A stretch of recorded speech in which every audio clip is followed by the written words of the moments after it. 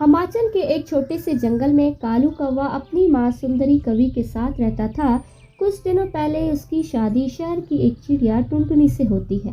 शादी से पहले टुनटुनी ने अपने पति और ससुराल को लेकर कई सपने देखे थे, पर ससुराल आते ही टुनटुनी चिड़िया के सारे सपने बिखर गए। शादी के अगले दिन ही टुनटुनी चिड़िया की सास उसके पास आती है। बहू, आज तुम्हारी पहली रसोई है, जाओ जाकर किचन में कुछ मीठा बना लो, तब तक मैं और कालू तैयार होकर आते हैं।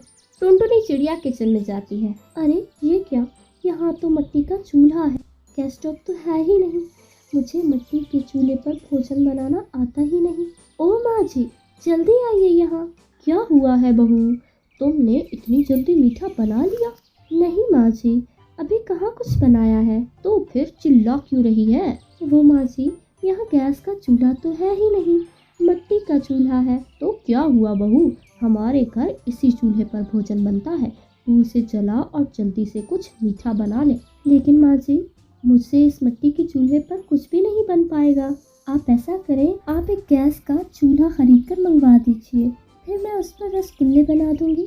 देखो बहू, ये गांव है, यहाँ सभी के घरों पर मिट्टी के चूल्हे पर ही भोजन बनता है और मैं तेरे लिए नियम तो नहीं बदल सकती। इसी तरह टुनटुनी चिड़िया मिट्टी के चूल्हे पर रसगुल्ले बनाती है। ये लीजिए माँ जी, मैंने रसगुल्ले बना दिए हैं, खाकर बताइए ये कैसे बने हैं, फिर मैं कालू जी को भी देकर आऊँ। बहू, रसगुल्ले तो बहुत ही स्वादिष्ट बने हैं, लेकिन तूने पहली बार मिट्टी के चूल्हे पर बनाया है ना, इसीलिए तुझे परेशानी हुई है। धीरे धीरे टुनटुनी मिट्टी के चूल्हे पर भोजन बनाना सीख जाती है। एक दिन सुंदरी कवि मिट्टी से चूल्हे बना रही थी। टुनटुनी बहू, मैं तुझे मिट्टी के चूल्हे बनाना सिखाती हूँ। टुनटुनी चिड़िया अपनी सास से मिट्टी के चूल्हे बनाना सीखने लगती है। माँ जी, आप तो बहुत सुंदर चूल्हे बनाती हैं।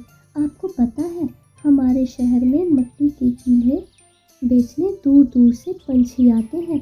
कुछ ही दिनों में त्योहारों का मौसम शुरू होने वाला है और घर घर में से मिट्टी के चूल्हे पर साग बनाकर पंछी अपने अपने देवताओं को चढ़ाते हैं। मैं सोच रही हूँ माँ जी, क्यों ना इस बार हम लोग भी चूल्हा बनाकर शहर के जंगल में बेचें। वैसे भी घर में पूरा दिन खाली बैठे रहते हैं। बहू, तेरी बात में तो दम है। अगर हमें ऊपरी कमाई हो जाती है तो घर चलाने में कालू की भी मदद हो जाएगी। फिर दोनों सास बहू मिलकर मिट्टी के बहुत सारे सुंदर सुंदर चूल्हे बनाती हैं और फिर इन्हें धूप में सुखाकर शहर के जंगल में बेचने के लिए ले जाती हैं।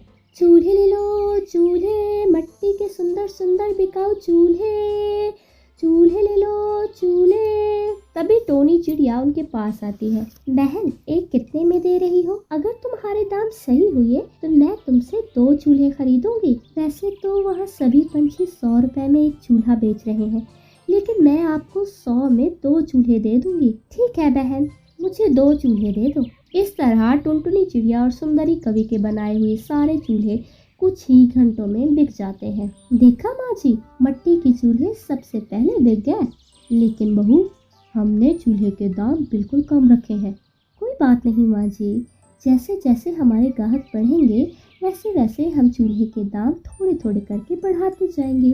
ये सब तेरी वजह से हुआ है। इस तरह मिट्टी के चूल्हे बेचकर दोनों सास बहू बहुत खुश होती हैं और खुशी खुशी रहने लगती हैं। तो ये थी आज की कहानी। आज का सवाल ये है कि टुनटुनी अपनी सास को क्या बनाकर खिलाती है। अगर आपको पता है तो कमेंट में करके ज़रूर बताइए। वीडियो अच्छी लगी हो तो इस वीडियो को लाइक और शेयर करना मत भूलें।